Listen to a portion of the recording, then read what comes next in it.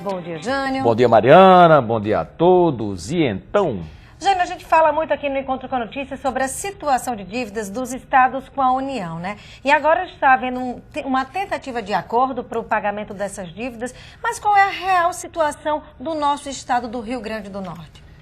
Entre os estados que estão pleiteando essa negociação com o governo federal, o Rio Grande do Norte é um dos que menos precisam dessas medidas emergenciais, porque não tem uma dívida com o governo federal tão grande quanto, por exemplo, aqui mesmo no Nordeste, o estado de Alagoas.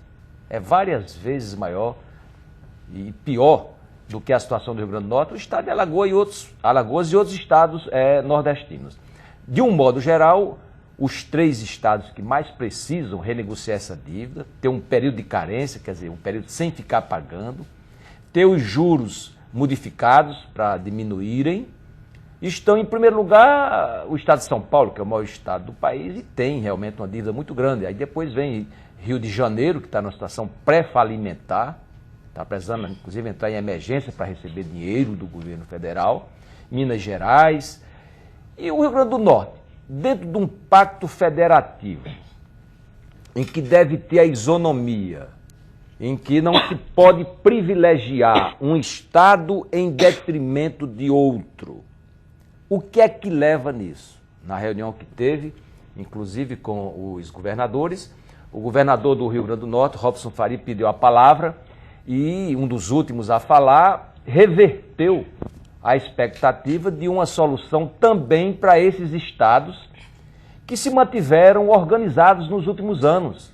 Não é uma coisa a toque de caixa, a gente sabe que isso é uma consequência administrativa, financeira, de alguns anos. E o Rio Grande do Norte, nesse momento, se encontra entre os estados que menos precisam recorrer ao governo federal para administrar uma dívida de modo a continuar funcionando. Mas ele também não pode, porque está nessa situação, digamos, em relação a São Paulo, por exemplo, ao Rio de Janeiro, privilegiada, não receber nada. Aí vai ter uma nova rodada. Nessa nova rodada, os estados que têm esse perfil do Rio Grande do Norte devem apresentar alguma reivindicação ou algumas reivindicações de modo a não continuarem, mesmo que não estejam numa situação difícil, complicada, tendo que recorrer até a calamidade, estado de calamidade, de emergência como o Rio de Janeiro, mas também que não fiquem paralisados, engessados por falta de recursos, insisto, federais. Esse é um trabalho que a gente sabe é muito mais difícil, quando é em bloco, que a mesma medida de um se aplica para todos, é mais fácil estados pequenos conseguirem.